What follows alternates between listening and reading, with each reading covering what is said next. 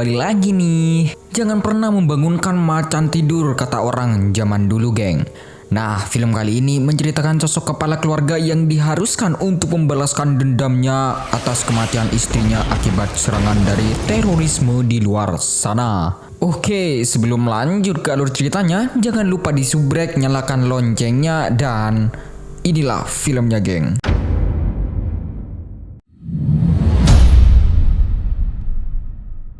Film dibuka melibatkan satuan kebakaran di bawah pimpinan seorang kapten bernama Gordy, di mana Gordy dan timnya pun saat itu beraksi melaksanakan tugasnya untuk memadamkan api yang melahap sebuah gedung. Dan setelah para penghuni sudah dievakuasi, seorang gadis pun mengatakan jika neneknya masih terjebak di puing-puing reruntuhan. Sehingga Mamang Gordy yang tahu hal itu, ia pun langsung beraksi maju sendirian untuk menyelamatkan si nenek.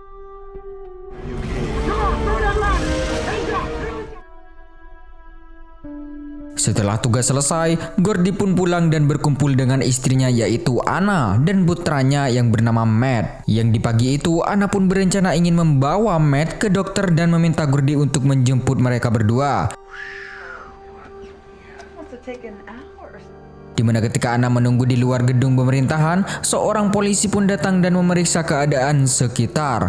Sehingga akibat tidak ingin mobil ditilang, Gordy pun meminta izin kepada petugas jika ia ingin parkir sebentar saja. Setelah mendapatkan izin dari petugas, Gordy pun berjalan masuk mencari istrinya. Dan setelah melihat area sekitar, ia pun menemukan Anna dan Matt sedang menunggu melambaikan tangan. Dimana tak lama datang sebuah iring-iringan mobil yang membawa materi Kolombia yang dijaga oleh satuan FBI. Namun ketika sudah masuk ke lobi gedung, inilah yang terjadi.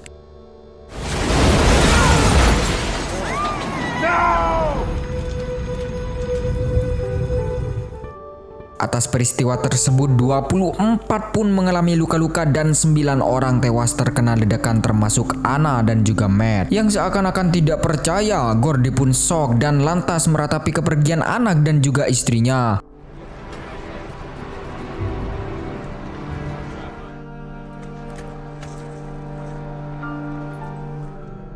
Dimana setelah diidentifikasi ternyata seorang teroris itu benar saja menargetkan pejabat Kolombia dan para intelijen di Amerika. Sehingga Gordy yang kini sudah di rumah sakit, ia pun dijenguk oleh timnya yang ingin mengucapkan balasungkawa. Di sana Gordy dengan sengaja mendengar percakapan yang mengatakan bom tersebut ditetapkan di sebuah motor polisi. Sehingga Gordy yang ingat dengan wajah si petugas, ia pun langsung saja beranjak bangun dan tidak mempedulikan luka-lukanya, geng.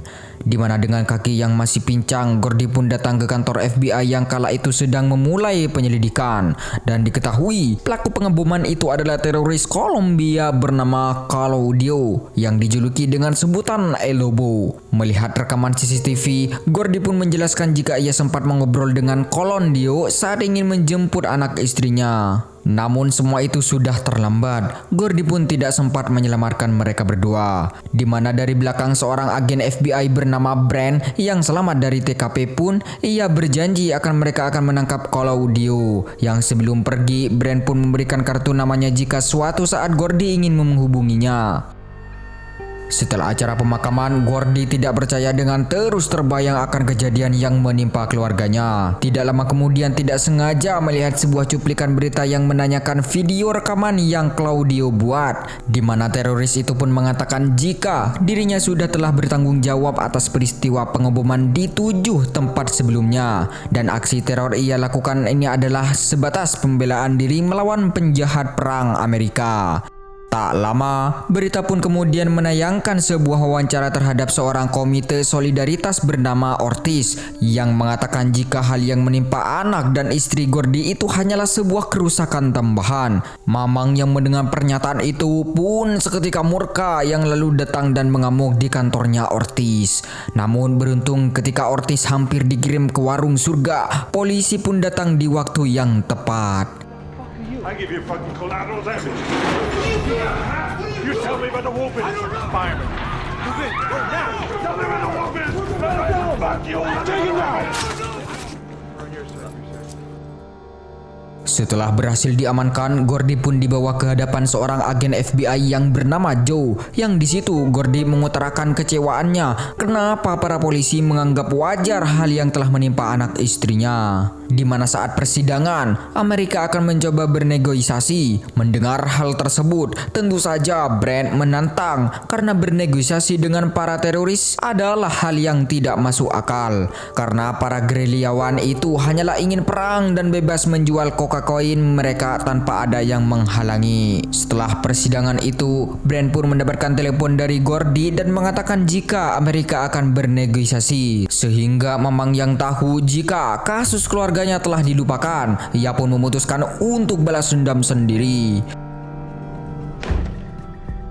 Dimulai dengan menggali informasi dari internet dan meretas sistem pemerintahan, Mamang Gordy pun berniat menemukan Elobo. Yang di tengah kesibukan, ia pun dihampiri oleh timnya yang membawa seorang mantan penasihat militer Kolombia, di mana mantan veteran perang yang bernama Ed itu pun membantu dengan memberikan Gordy sebuah masukan, yang jika ingin masuk ke Kolombia, Gordy pun harus melintas di jalur hutan pemadam karena medan itu jarang dijaga oleh petugas patroli. Dengan mengikuti saran dari Ed, Gordy pun menaiki sebuah bus agar bisa lebih cepat sampai di lokasi Claudio. Yang di tengah jalan, tiba-tiba para penumpang pun disuruh turun dan melanjutkan perjalanan berjalan kaki. Karena rupanya tidak jauh di depan mereka terdapat para gerilyawan yang ingin menangkap turis untuk mereka jual. Sehingga Gordy dan para penumpang lain pun mengedap-ngedap dengan senyap mencoba kabur dari sana. Sialnya, salah seorang gerilyawan malah melihat aksi mereka yang lalu menyeru anak buahnya untuk menangkap Gordy dan kawan-kawan. Dan ketika 3 orang gadis yang ingin dieksekusi, Gordy pun dengan beringas muncul dari belakang yang ingin menyelamatkan dengan skill bertahan hidupnya. Gordy pun mencari cara untuk bisa kabur dari hutan itu, yang ketika sudah dikepung, Mamang pun dengan nekat melompat ke air terjun yang jatuh dari ketinggian.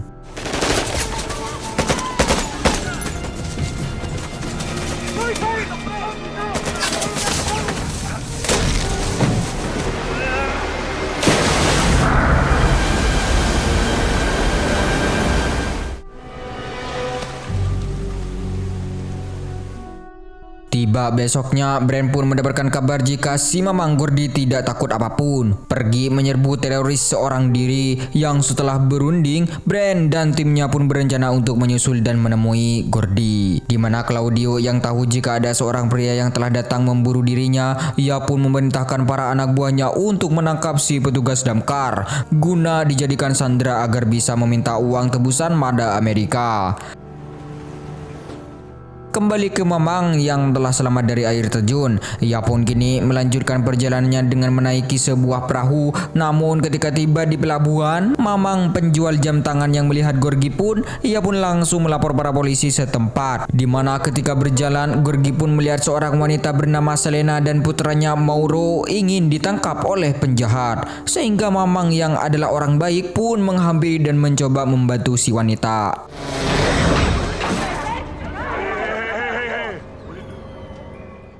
Setelah situasi mereda, Selena pun berterima kasih kepada si Mamang Gordy karena telah menyelamatkannya. Yang karena tidak terima, 2 penjahat tadi pun mengajak kelompoknya ingin menyerang si Mamang Gordy. Beruntung tak lama kepolisian setempat pun tiba, sehingga akhirnya terjadilah aksi baku tembak. Sehingga akibat kejadian tersebut, Gordy dan si Mamang penjahat pun dijebloskan ke dalam penjara.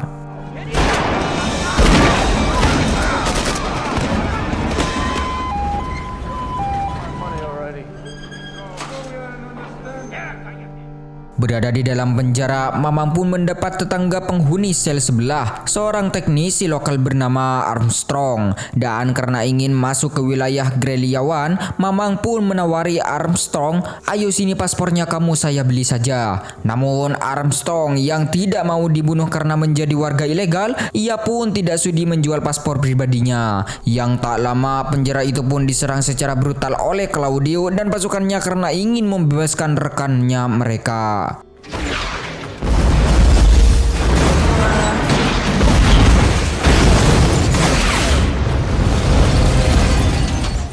Di tengah kerusahan penjara, Gorgi pun kembali melihat Claudio, namun si teroris tidak sadar jika Mamang ada di sana, yang lalu bergegas membebaskan para anggotanya dan pergi meninggalkan penjara tersebut. Di mana dengan cerdas, Gorgi pun berhasil merebut mesin gerinda pemotong bajak milik seorang musuh, dan ketika berhasil keluar sel, disitulah Mamang Armstrong ketar-ketir ingin dibawa. Hingga ujung-ujungnya ia bersedia menjual paspornya. Setelah membebaskan Mamang Armstrong, mereka berdua ini pun kabur melewati saluran bawah air. Yang tak lama, para polisi dan kelompok FBI pun datang. Lalu kemudian bergegas mencari keberadaan Gorgi, di mana setelah tiba di lokasi aman, Mamang pun memberikan Armstrong uang untuk paspornya dan sebuah informasi. Hingga Armstrong pun menyarankan Gorgi untuk pergi lewat jalur sungai dan menemui kenalannya yang bernama Felix.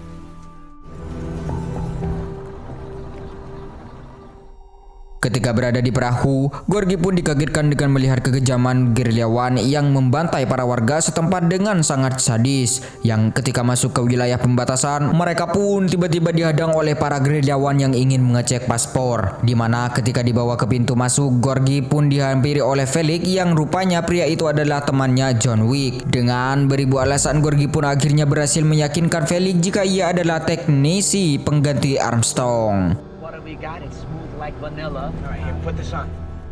Dengan sebuah penutup kepala, Gorgi pun kemudian dibawa ke kediaman Felix, yang rupanya si Mamang ini adalah bos kartel narkoboy, yang disitulah Felix memberikan arahan agar si Mamang Gorgi membetulkan mesin produksinya yang telah rusak. Mamang pun berniat meledakkan tempat itu dengan merakit semua bom waktu, yang setelah 3 jam berakit, bom itu pun siap. Namun para gerilyawan tiba-tiba datang yang ingin menangkap si Mamang. Tahu dengan kedatangan pasukan Claudio, Gorgi pun bersembunyi yang lalu meledakkan bom yang tadi dia siapkan.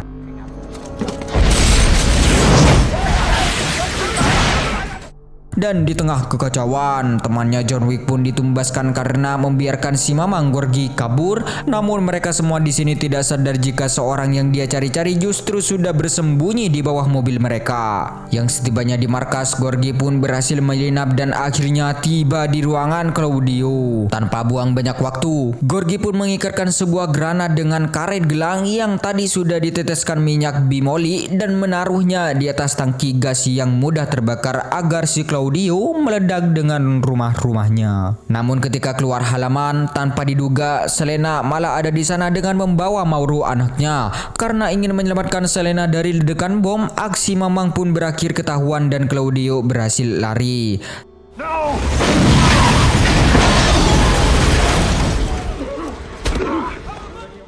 Tertangkap oleh Claudio dan pasukannya, Mamang pun disandra di sebuah gubuk para tawanan. Yang berulah di sini terungkap kenapa Selena ada di wilayah itu, karena rupanya wanita ini adalah istri Claudio sendiri. Di mana tak lama Claudio pun datang dan menghajar Gorgi.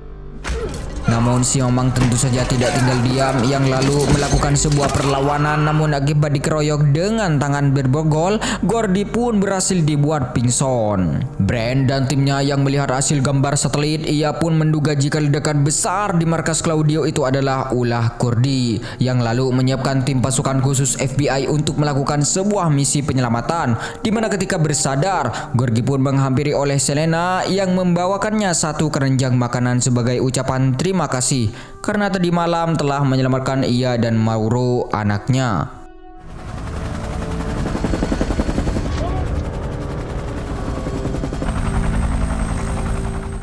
Di sisi lain, Brand yang sebelumnya telah bersiap, ia pun mengerahkan kedua unit helikopter tempur dan suatu skuad pasukan khusus untuk memusnahkan markas Claudio. Dengan alibi satu warga Amerika telah disandera oleh teroris itu, di mana tanpa diduga Selena pun tiba-tiba datang membebaskan Mamang dan menyuruhnya untuk segera pergi ke Washington DC karena Claudio rupanya telah menanam sebuah bom di sana. Yang tak lama pasukan Brand pun tiba dan inilah yang kemudian terjadi.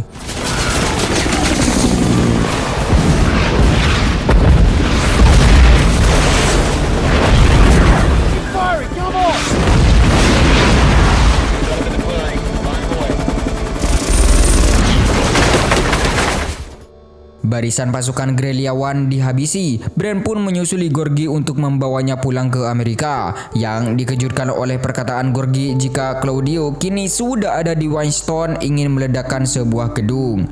Dan hanyalah wanita ini yang tahu gedung mana yang akan dibom. Sehingga mendengar hal itu, Brand pun ketar-ketir yang lalu bergegas kembali ke markas dengan membawa Gorgie dan juga Selena.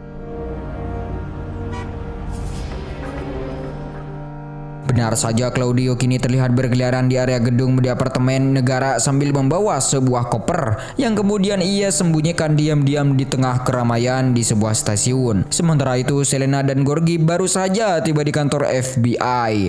Mereka pun segera bergabung membantu polisi. Setelah Selena menunjukkan salah satu gedung, benar saja kamera keamanan menangkap gambar Claudio di gedung tersebut. Namun masalah muncul ketika koper yang diduga berisi bom menarik perhatian seorang pria tua. Mengira koper tersebut berisi uang, pria itu membawanya ke toilet untuk dibuka. Selena yang berada di kantor FBI meminta izin untuk ke toilet, namun seorang mencurigakan ia marah saat Mauro, anaknya, menolak ikut. Ketika koper berhasil dibuka oleh polisi, mereka tidak menemukan apa-apa di dalamnya, geng. Melihat gerakan tangan Selena yang mirip dengan gerakan Claudio dalam video sebelumnya, Gorgie pun menyadari bahwa Selena bukanlah berada di pihak mereka. Ia bergegas mencarinya, namun rupanya Selena telah melarikan diri dengan melumpuhkan petugas wanita di toilet. Di saat yang sama, Gorgie berusaha memperingati polisi dan materi jika di gedung itu terdapat sebuah bom. Dengan sebuah nomor panggilan, Selena pun ternyata telah meletakkan bom di dalam mainan dinosaurus milik Mauro. Namun dengan sigap Gorgie berhasil melemparkan bom tersebut saat sebelum meledak, di mana aksi tersebut menyelamatkan para menteri dan semua orang di sana. Ketika Selena berusaha kabur menggunakan lift, Brand menghadangnya melalui tangga darurat. Berhasil mengirim Brand ke surga. Selena pun kabur dengan kembali menutup pintu lift. Maaf saja, Gorgie tidak tinggal diam. Ia membuka paksa pintu lift dan nekat melompat bermodalkan ikat pinggang.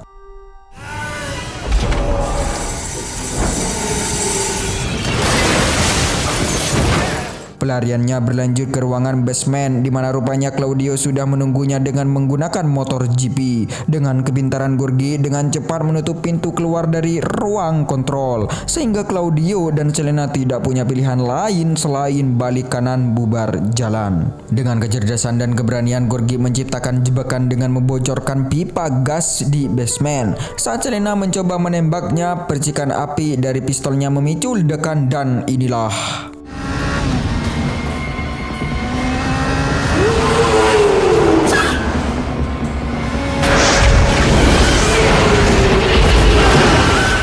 Gorgie mencoba mencari tahu apakah selamat dari ledakan, namun tiba-tiba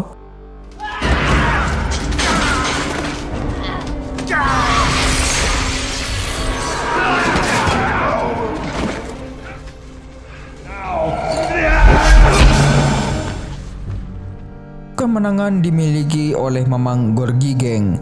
Seperti biasa, ketika masalah sudah selesai, para polisi dan FBI mulai berdatangan. Sementara itu, Gorgie keluar dari gedung dengan tenang dan menghampiri Mauro. Film pun berakhir dengan Gorgie, sang petugas pemadam kebakaran terkuat di bumi, menerima penghargaan tertinggi dari presiden atas keberanian dan pengorbanannya. Oke, film tamat, geng. Jangan lupa subrek bapak-bapak, ibuk-ibuk, semuanya yang ada di sini. Lanjut ke film berikutnya ya. Oke, see you, goodbye.